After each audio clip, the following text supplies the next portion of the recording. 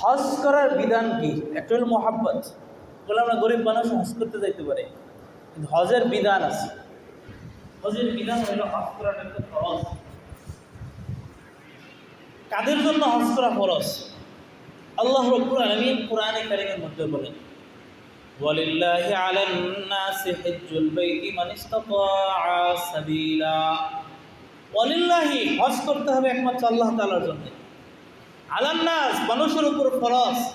হিজ্জুল বাইতি, বাইতুল্লাহর হজ করা। মান ইসতাতাআ ইলাইহি সাবিলা, যে ব্যক্তি হজ করার সামর্থ্য রাখে। যে ব্যক্তি হজ করার সামর্থ্য রাখে, এই ব্যক্তির উপরে হলো হজ করা আল্লাহ তাআলার জন্য ফরজ। এখন প্রশ্ন জাগে, হজ করার সামর্থ্যবান ব্যক্তিকে, হজ করার সামর্থ্যবান ব্যক্তিকে সুনানে তিরমিজিতে 812 নম্বর হাদিস, আল্লাহর নবীর সাহাবী এবং মেয়ের জামাতা হযরত আলী রাদিয়াল্লাহু তাআলা আনহু থেকে বর্ণিত, আন্না রাসূলুল্লাহ সাল্লাল্লাহু আলাইহি ওয়াসাল্লাম قال, আল্লাহ রাসূল সাল্লাল্লাহু আলাইহি ওয়াসাল্লাম বলেন, মান মালাকা জাদান ওয়া রাহিলাতান তুবাল্লিগুহু ইলাল হজ্জি।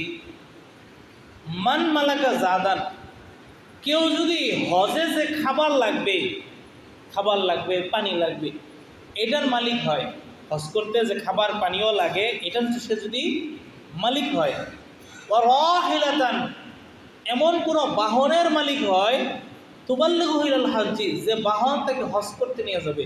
তো এই যুগে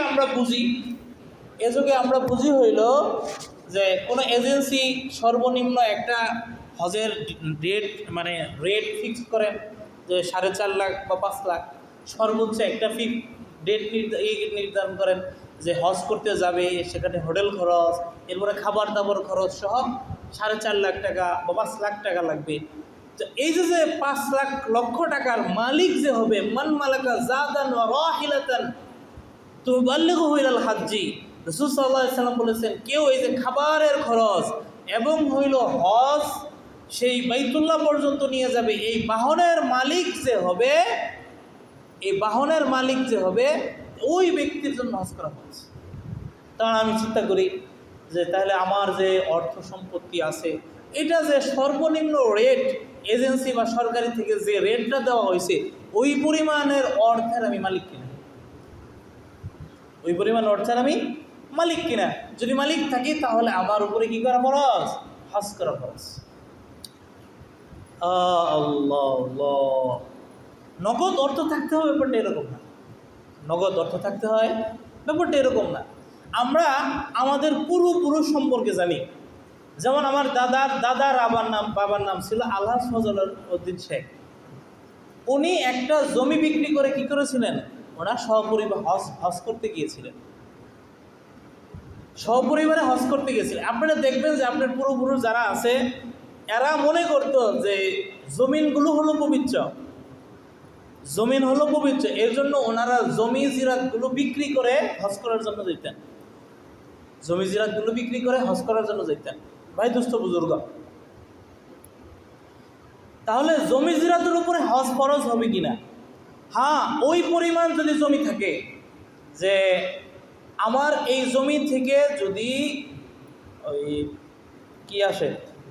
খাবার আসে, মানে 1 বছরের আমার যে খাবার খরচ, এই খরচ পরিমাণ যে জমি থেকে আসে, এই জমি বাদ দিয়ে আর যত জমি আছে খাবার পরিমাণ, মানে এই জমি থেকে আমার সারা বছরের খরচ চলে, তো এই জমি বাদ দিয়ে অন্য যত জমি আছে, সমস্ত জমির বর্তমান বাজার মূল্য যদি 4 লাখ, ওই যে সর্বনিম্ন এজেন্সি 4.5 বা 5 লক্ষ টাকা হয়, 4.5 লক্ষ বা 5 লক্ষ টাকা যদি হয়, তাহলে আমার উপর হজ করা ফরজ।